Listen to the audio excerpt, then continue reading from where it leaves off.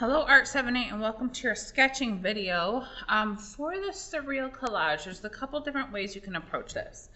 If you have magazines or newspaper at your house, usually what I have you guys do in the classroom is find a background. So, I would disregard this part. I maybe cut out some of these. I would just use for the grass and the trees, and that becomes my background setting for my surreal items. So you need at least 3. Then what I recommend doing, if you're just gonna kind of do it as the surrealist did and find things that kind of jump out at you, I would make sure you can paint it before you select it. I would not select that. That looks way too hard to paint. You also want to be careful of copyright, so you're taking pieces. Like if you're using someone else's art, you have to just take pieces of it. Man, that boat still looks a little bit difficult to paint. So think about it before you pull it out. Okay, so I actually kind of like this, and maybe I would cut off a piece. Maybe I cut out this part and keep the horizon line. Maybe I'd even keep this whole like rectangle. So I like that, and I pull it out. And so as I run across stuff, I would just kind of rip it out. If you want to come get magazines, you absolutely can. Just email me, let me know, you want people, you want landscapes, etc.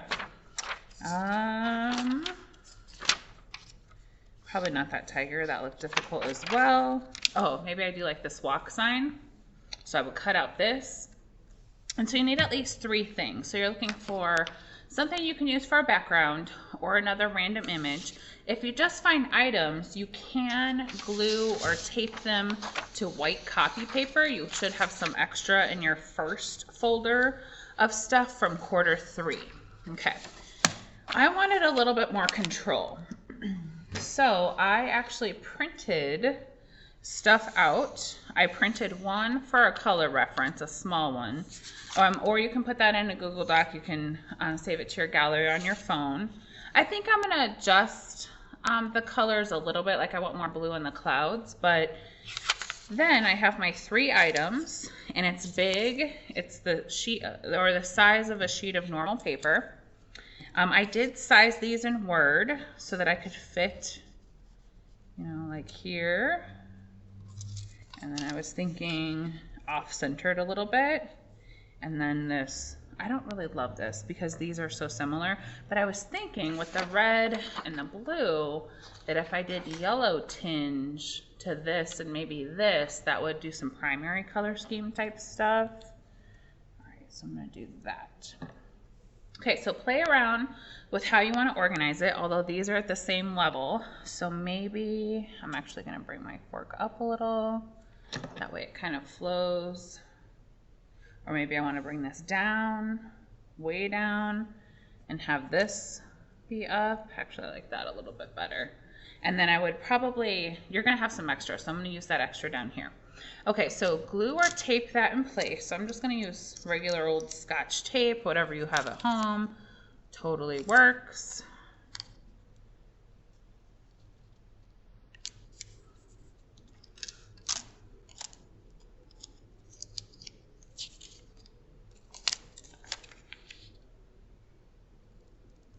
And then if you had an X-Acto knife, I would cut out the middle. I just cut these out with scissors. So I'm going to put that horizon line back in. I probably put in, there's like a line. Okay. That way you can kind of see like what's back in there. And honestly, if I wanted to go a little bit above and beyond, I'd probably find something random to put up in the sky. Of course, I'm trying to juxtapose my items to where they don't make sense, the way they're placed, the size of them, the combination of them, just don't make sense. That's all part of surrealism. Okay, so then if I wanted to grid this, I'm going to show you guys how to attach the grid. But let's say, for instance, you don't want to use a grid, you just want to freehand, you don't want to actually collage. Well, then you can fold the white copy paper in half. You can do some smaller sketches, but what you're going to have to submit are your sketches drawn out and images that you're looking at to sketch from. And you're going to need these images to look at, like highlights and shadows for painting. So you would submit sketches and images if you're going to freehand. If you're going to do this method with the collage, you would just submit a picture of your actual collage. Okay, then it really depends on your canvas size, how many grid squares you want to use, but it should fit pretty perfectly. I'm going to actually scoot it down to where my bottom layer lines up with that line on the chessboard, and I'm going to continue these squares down. So I would just continue them down into this one. So that's how I'm going to line it up. And so normally I have you guys use an 18 by 24 canvas, but you selected your own size. So if you can't do the math and figuring out what size squares you would have on the final draft, you're going to send me your picture in an email. You can send me the size of your canvas, and I will help you do the math and then tell you what size grid you would do on your canvas. Okay, so I have 1, 2, 3, 4, 5, 6, 7, 8. 1, 2, 3, 4, 5, 6, 7, 8, 9, 10, 11. Okay, so I have 8 by 11, and I would label my grid, kind of cross out what you used for your self-portrait. Letter the short side, number the long side. And I'm gonna, I'm not gonna draw this all the way, but just so you know, I'm gonna continue that down. So I have a little extra like space at the bottom, so it doesn't look so lined up at the bottom.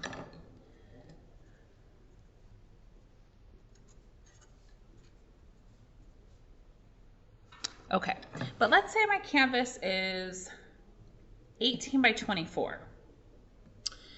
So I only have 8 by 11 boxes. If I did one more box on this side on my canvas, that would make it 9. And if I did, that'd make it 12. And if I did one more box, maybe even at the top, that would make it 9 by 12. Well, if I have an 18 by 24 inch final draft canvas, then that would be a perfect 2-inch grid on my final draft canvas. Let's say I have 14 by 18. So I have 1, 2, 3, 4, 5, 6, 7 by 11. I'd probably do like an 1.5 inch grid, and then you're gonna have some extra. So if you're confused about how the math translates onto your canvas, send me your picture with the grid on there so I can see like how you've lined it up. Send me the measurement of your canvas, and then I will probably do a little diagram to show you. Normally that's what we do in the classroom, and I can tell you what size squares. If you're not using a grid, well then it really doesn't matter. You just need your sketch and your images. And then as far as painting goes, so kind of thinking ahead, planning ahead, this I would probably paint the sky first, and I'd paint it all, and then I would draw my items, or I kind of try to go around them a little bit, and if I overlap my items, that's okay. This part down here, because it's so contrasty, I would probably actually paint like the ground and go around my items. For some of you, like let's say this was going to be my background, and then let's say I have items that are on top of this. I have my 3 juxtaposed objects. I would actually paint this whole thing and then let it dry, and then with pencil draw my items on there, and then you can do a flat layer of white paint over your item to kind of block out the background, and then you can paint on top. So once your background is dry, you can draw with pencil and draw on top.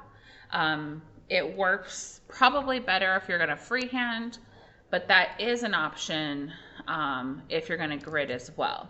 So it kind of depends on your background, and that's the feedback I would give you most likely once you send me your sketches and your images and all the stuff that you want to do. So there is a question in your Google Doc at the bottom about what additional feedback do you want. So please direct me so I can give you the best feedback possible. All right, I'm looking forward to your surreal collage / compositions. Remember, you need 3 juxtaposed items and a background somehow, some way. Of course, you can have more, But if you're a senior, look at the calendar, look at how much time you have, and you might want to kind of reel in your idea, make it less complex, and then focus on quality. I will see you in the next video. Please let me know what you need so that I can help you.